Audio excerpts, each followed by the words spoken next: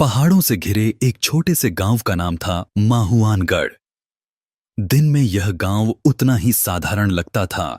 छोटे छोटे कच्चे मकान, हरे भरे खेत और पगडंडियों पर चलते किसान। लेकिन रात ढलते ही इस गांव पर एक अजीब सी खामोशी छा जाती थी, मानो हवा भी धीरे धीरे चलती हो ताकि किसी को जगा न दे। गांव के ठीक बीचों बीच एक पुराना कुआं था। पत्थरों से बना वह कुआं अब सूखा पड़ा था, लेकिन गांव के लोगों के बीच उसकी कहानियां जिंदा थीं। कोई उसे भूतों का कुआं कहता था, तो कोई जिन्न का घर। बच्चे उसके पास जाने से डरते थे और बड़े बुजुर्ग वहां से गुजरते समय सिर झुकाकर जल्दी जल्दी कदम बढ़ा देते थे। कहते हैं बहुत साल पहले उस कुएं से अजीब नीली रोशनी निकलती थी। जो भी उस रोशनी से खिंचकर पास गया कभी लौट कर नहीं आया। किसी ने बताया था कि वह कुआं खाली नहीं है, उसमें एक जिन्न कैद है जो इच्छाएं पूरी करता है, लेकिन कीमत हमेशा बहुत बड़ी होती है। गांव के बुजुर्ग हर नए बच्चे को यही चेतावनी देते थे, कभी भी उस कुएं के पास मत जाना। वहां से जो आवाज आती है वह तुम्हें लुभाएगी, लेकिन उसका अंजाम मौत है। गांव का एक लड़का था अरविंद। उम्र रही होगी 17-18। उसका परिवार गरीब था। पिता खेतों में मजदूरी करते, मां बीमार रहती और छोटे भाई बहन अक्सर भूखे सोते। अरविंद को हमेशा लगता कि उसके जीवन में कुछ बदलना चाहिए, लेकिन जब भी कुएं की बातें सुनाई देतीं, उसके दिल में जिज्ञासा की एक चिंगारी जल उठती। एक रात जब पूरा गांव सो रहा था और आसमान पर घने बादल छाए हुए थे, अरविंद को अपने घर के बाहर से अजीब फुसफुसाहट सुनाई दी। वह धीरे से उठा और खिड़की से बाहर झांका। कुएं की दिशा से हल्की नीली रोशनी चमक रही थी, जैसे अंधेरे में कोई दीपक जल रहा हो। उसके कदम खुद ब खुद चलने लगे, जैसे कोई अदृश्य ताकत उसे खींच रही हो। वह धीरे धीरे पगडंडी से होते हुए कुएं तक पहुंचा। चारों ओर अंधेरा और सन्नाटा था, केवल पत्तों की सरसराहट और कभी कभी रात के उल्लू की आवाज। अरविंद ने कांपते हाथों से कुएं की जाली पकड़कर नीचे झांका। गहराई इतनी थी कि तली दिखाई नहीं दे रही थी, लेकिन अंदर से आती आवाज साफ थी। आओ, मैं तुम्हारा इंतजार कर रहा हूं। अरविंद का दिल तेजी से धड़कने लगा। उसने सोचा शायद यह उसका भ्रम है, लेकिन तभी कुएं से ठंडी हवा का झोंका निकला और उसके कानों में फिर वही फुसफुसाहट गूंजी। डरो मत, मैं तुम्हें वह सब दूंगा जो तुमने कभी चाहा भी नहीं। अरविंद पीछे हटना चाहता था, लेकिन उसके पैर जमीन से जैसे चिपक गए थे। उस रात चांदनी की हल्की रोशनी में अरविंद ने पहली बार महसूस किया कि उस कुएं में सिर्फ अंधेरा नहीं, बल्कि कोई जीवित चीज है जो उसे पुकार रही है। और तभी कुएं के अंदर से नीली रोशनी तेज हो उठी, मानो किसी ने भीतर से एक आग जला दी हो। अरविंद की सांसें रुक गईं।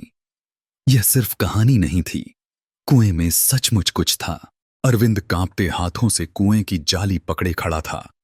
उसकी आंखों में नीली चमक उतर रही थी और दिल जैसे सीने को फाड़कर बाहर निकलने को तैयार था। कौन है वहां? अरविंद ने हिम्मत करके कहा। पहले तो सिर्फ खामोशी थी, लेकिन फिर कुएं के अंदर से गहरी, भारी और रहस्यमयी आवाज आई। मैं हूं तुम्हारी किस्मत। अरविंद पीछे हटना चाहता था, मगर आवाज उसके दिमाग में गूंजती रही। तुम गरीब हो, तुम्हारी मां बीमार है, तुम्हारे भाई बहन भूखे सोते हैं, मैं सब बदल सकता हूं। अरविंद के रोंगटे खड़े हो गए। उसे लगा जैसे कोई उसकी जिंदगी की किताब खोलकर पढ़ रहा हो। वह बमुश्किल बोल पाया, तुम कौन हो? आवाज धीमे धीमे हंसी। उस हंसी में ठंडक थी, खौफ था। मैं वह हूं जो तुम्हारी हर इच्छा पूरी कर सकता है। मैं इस कुएं में कैद जिन्न हूं। अरविंद की सांस थम गई। वह वही जिन्न था जिसकी कहानियां वह बचपन से सुनता आया था। वही जिन्न जिसके बारे में गांव के लोग कहते थे कि उससे कुछ मांगना मौत को न्योता देने जैसा है। अरविंद ने कांपते हुए कहा, अगर तुम सचमुच जिन्न हो तो यहां क्यों कैद हो? जिन्न की आवाज धीमी हो गई, जैसे रहस्य बांट रहा हो। सदियों पहले एक साधु ने मुझे बांध दिया था, लेकिन बंधन सिर्फ उतना ही मजबूत है जितना इंसान का डर। अगर कोई इंसान मुझसे सौदा करे तो बंधन ढीला पड़ जाता है। अरविंद को समझ नहीं आया कि वह भागे या सुने। जिन्न की आवाज और मीठी हो गई। तुम्हें सिर्फ एक इच्छा मांगनी है और बदले में थोड़ी सी कीमत चुकानी है। किस तरह की कीमत? अरविंद ने पूछा। जिन्न हंसा और उसकी हंसी कुएं की दीवारों से टकराकर ऐसे गूंजी जैसे 100 आदमी एक साथ हंस रहे हों। उसकी चिंता मत करो, तुम जो चाहोगे वह तुम्हें मिलेगा। कीमत बहुत छोटी होगी, इतनी छोटी कि तुम्हें महसूस भी नहीं होगी। अरविंद के गले में शब्द अटक गए। उसके मन में लालच और डर एक साथ उठने लगे। घर की गरीबी, मां की बीमारी, बहन की आंसू भरी आंखें, सब याद आ गया। जिन्न फुसफुसाया, सोचो, अगर तुम्हारे घर सोना चांदी भर जाए, अगर तुम्हारी मां की बीमारी गायब हो जाए, अगर गांव के लोग तुम्हें राजा की तरह माने। अरविंद की आंखों के सामने वह सब सच होता हुआ दिखाई देने लगा। उसने हिचकिचाते हुए कहा, और अगर मैं मना कर दूं तो? कुएं से एक ठंडी हवा उठी और उसके चेहरे को छूकर गुजरी। आवाज गूंजी, तो मैं किसी और को बुला लूंगा और तुम्हारे पास सिर्फ पछतावा बचेगा। अरविंद पीछे हट गया। उसका दिल तेजी से धड़क रहा था, लेकिन उसके कानों में जिन्न की फुसफुसाहट गूंजती रही। तुम्हें एक मौका दिया है, इसे खो मत देना। उस रात अरविंद घर तो लौट आया, लेकिन उसकी आंखों में नीली चमक और दिल में वह आवाज थी, अब भी जिंदा थी।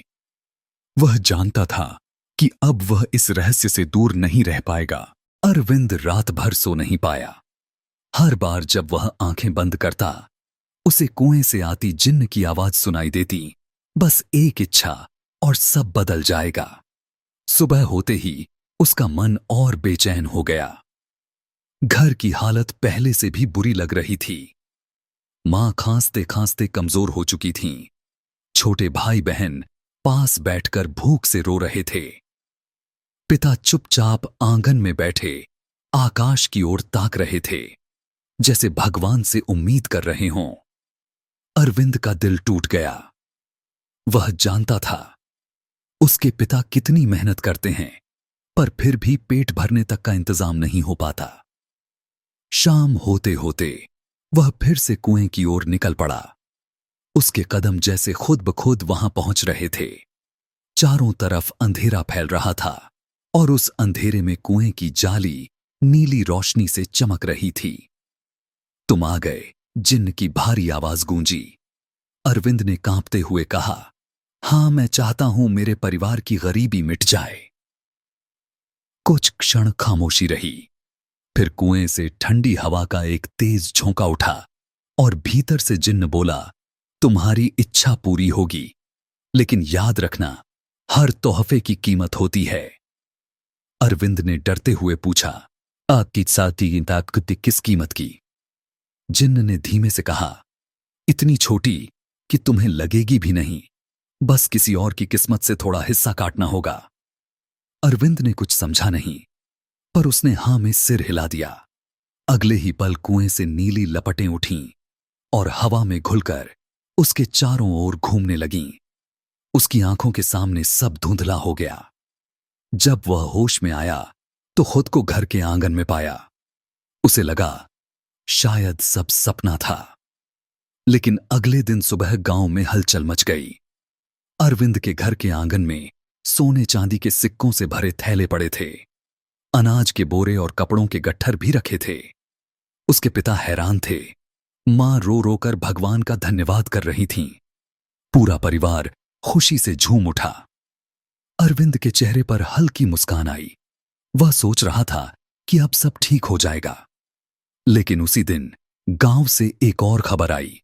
गांव के किनारे रहने वाले गरीब मजदूर हरिया और उसका परिवार अचानक बीमार पड़ गया।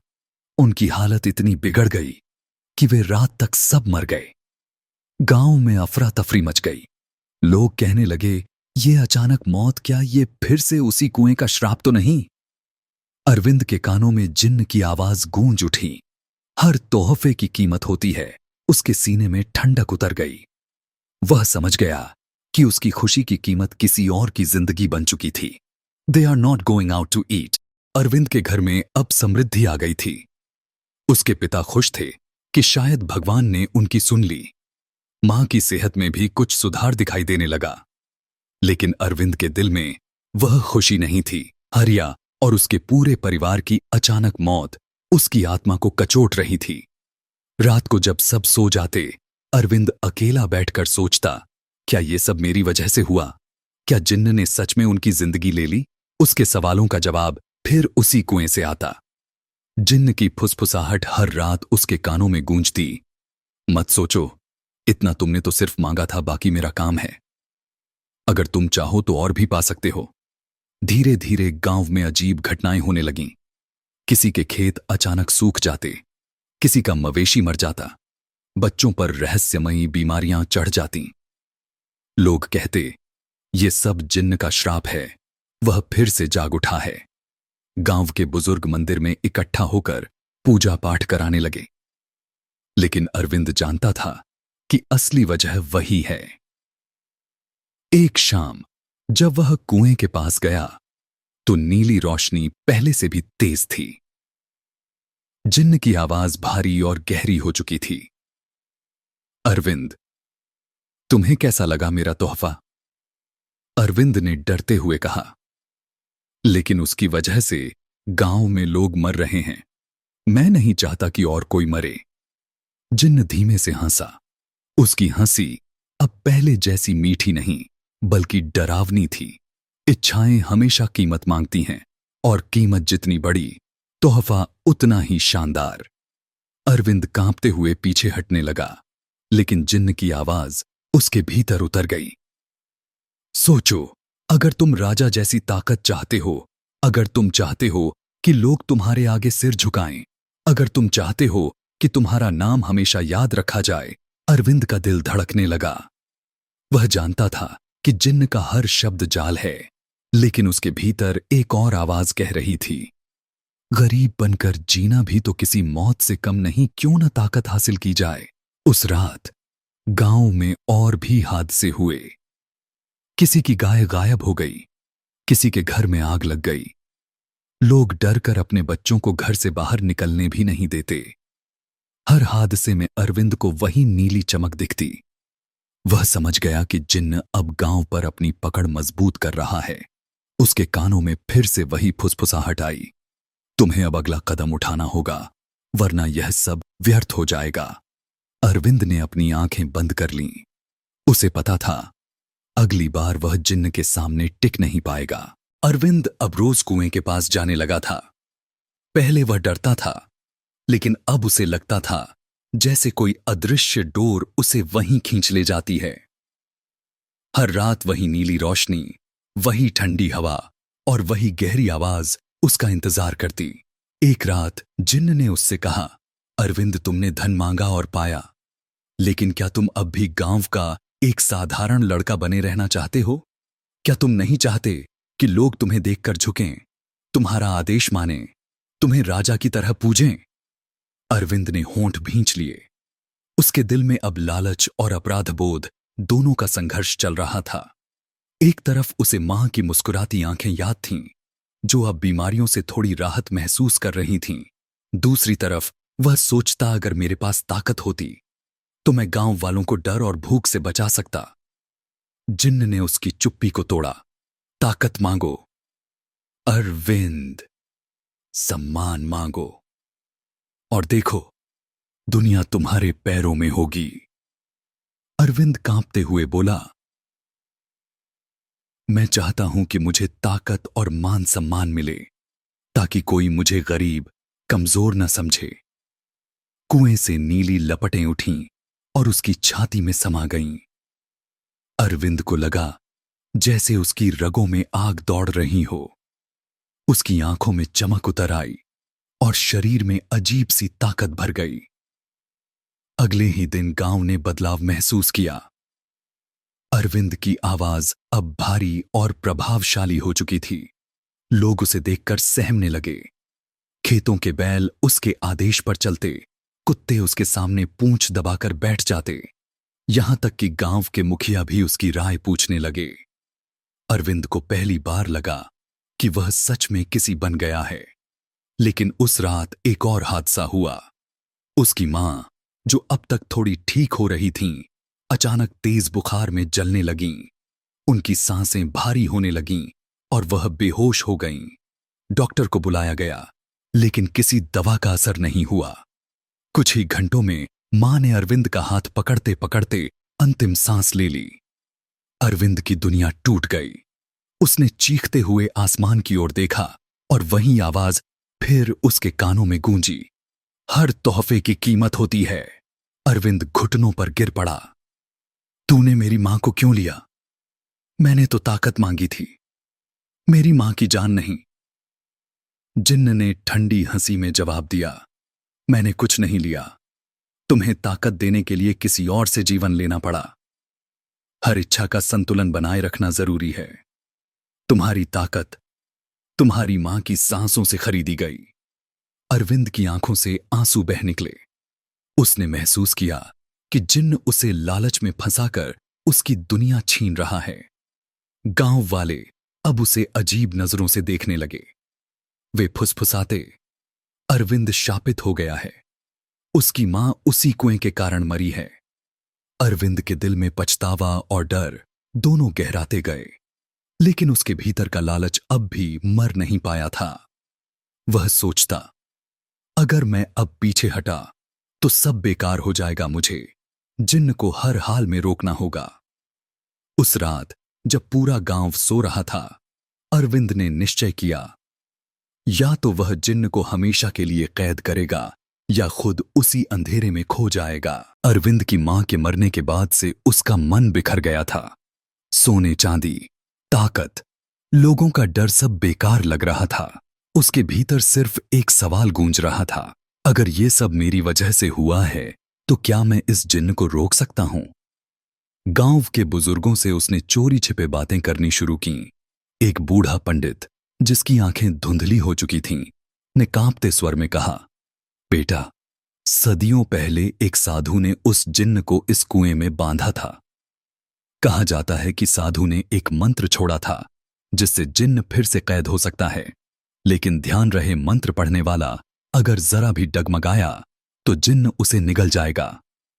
अरविंद ने ठान लिया कि अब पीछे हटना नहीं है। उस रात वह फिर कुएं के पास पहुंचा। आसमान पर घने बादल छाए हुए थे, बिजली चमक रही थी और हवा अजीब सी गंध से भरी थी। कुएं से नीली रोशनी अब पूरे गांव पर फैल रही थी, जैसे जिन्न का अंधकार पिंजरे से बाहर निकलने को बेताब हो। जैसे ही अरविंद पास पहुंचा, कुएं से वही गहरी, डरावनी आवाज गूंजी, अरविंद, तुम वापस आ गए। क्या अब और शक्ति चाहते हो? क्या अब राजगद्दी चाहिए? अरविंद ने दांत भींचते हुए कहा, नहीं, मैंने तुझसे बहुत कुछ लिया और बहुत कुछ खोया। अब मैं सिर्फ तुझसे छुटकारा चाहता हूं। जिन्न जोर से हंसा। उसकी हंसी इतनी भयानक थी कि आसपास की जमीन कांप उठी। छुटकारा? इंसान, अब तू मेरा है। तूने मुझसे सौदा किया है और सौदा कभी अधूरा नहीं होता। अरविंद ने कांपते होंठों से साधु का बताया हुआ मंत्र दोहराना शुरू किया। नमो बंधनस्तु, अंधकार निवारण। कुएं से नीली लपटें अचानक भयंकर रूप में उठीं। जिन्न का धुंधलाया हुआ आकार दिखाई देने लगा, एक ऊंचा काला धुआं जिसमें लाल आंखें चमक रही थीं। उसने गुर्राते हुए कहा, बंद कर ये बकवास, वरना मैं तेरे टुकड़े टुकड़े कर दूंगा। अरविंद कांप रहा था, लेकिन उसने मंत्र और तेजी से पढ़ा। जिन्न चीखने लगा। उसकी चीखें हवा में गड़गड़ाहट जैसी गूंज रही थीं। कुएं की दीवारें टूटने लगीं, जमीन फटने लगी। जिन्न ने आखिरी बार ललचाते हुए कहा, अरविंद रुक जा, एक आखिरी इच्छा मांग ले और मैं हमेशा तेरे साथ रहूंगा। तू अमर हो जाएगा, पूरे संसार पर राज करेगा, बस बोल दे। अरविंद के कानों में मां की अंतिम सांसों की आवाज गूंज उठी। उसकी आंखों में छोटे भाई बहनों का डरा हुआ चेहरा तैर गया। उसने अपनी मुट्ठी भींची और मंत्र चिल्लाकर दोहराया, एम नमो बंधनस्तु अंधकार निवारण। कुएं से अचानक नीली लपटें काली हो गईं। जिन्न की चीख इतनी भयावह थी कि लगा पूरा आसमान फट जाएगा। वह झटके से अरविंद की ओर झपटा और बोला, तो ठीक है, अब तू भी मेरे साथ ही रहेगा। अरविंद चीख उठा और अगले ही पल उसका शरीर कुएं की ओर खिंच गया। उसके हाथ पांव वह हवा में तड़पते रहे, लेकिन कुछ ही क्षणों में वह अंधेरे में समा गया। नीली रोशनी अचानक बुझ गई। कुआं फिर से वैसा ही शांत और खामोश हो गया जैसा सदियों से था। कुएं से अचानक सब शांत हो गया। ना नीली रोशनी, ना कोई फुसफुसाहट, बस अंधेरा और सन्नाटा। गांव वाले, जिन्होंने दूर से आसमान में उठती लपटें और गड़गड़ाहट देखी थीं, सुबह सुबह डरते डरते कुएं के पास पहुंचे। वहां न अरविंद था, न जिन्न का कोई निशान, सिर्फ टूटी हुई पत्थरों की जाली और कुएं के चारों ओर जली हुई मिट्टी। गांव वालों ने समझ लिया कि अरविंद उसी कुएं में समा गया। किसी ने कहा वह जिन्न का शिकार हो गया, तो किसी ने धीरे से फुसफुसाया, शायद उसने अपनी जान देकर गांव को बचा लिया। दिन बीतते गए और गांव की अजीब घटनाएं धीरे धीरे रुक गईं। खेतों में फसलें फिर से हरी होने लगीं, मवेशी ठीक हो गए, बच्चे खेलने लगे। लोगों ने राहत की सांस ली, लेकिन कुएं को और भी ज्यादा अभिशप्त मान लिया। अब कोई उसके पास जाने की हिम्मत नहीं करता। लेकिन कहानी यहीं खत्म नहीं हुई। कई साल बाद एक बच्चा, जो खेलते खेलते कुएं के पास आ गया था, जाली पकड़कर अंदर झांकने लगा। उसकी आंखें अंधेरे को टटोल रही थीं, जब अचानक उसे बहुत धीमी, टूटी फूटी फुसफुसाहट सुनाई दी। बच के रहना, इच्छा मत मांगना, कीमत बहुत भारी है। बच्चे ने डर से चीख मारी और भाग खड़ा हुआ। उस दिन से गांव में नई अफवाह फैल गई। अब उस कुएं में सिर्फ जिन्न ही नहीं, बल्कि अरविंद की आत्मा भी कैद है, और दोनों मिलकर हर आने वाले इंसान की इच्छा सुनते हैं, ताकि उसे पूरा करने की कीमत वसूल सकें। गांव के लोग आज भी कहते हैं, अगर रात को कुएं से नीली रोशनी दिखे तो समझ लेना कि जिन्न फिर से किसी को बुला रहा है। लेकिन याद रखना, उसकी आवाज सुनना ही सबसे बड़ा पाप है। और फिर कुएं के अंधेरे से एक हल्की हंसी गूंजती है, न पूरी तरह जिन्न की, न पूरी तरह इंसान की, बल्कि दोनों की मिली जुली।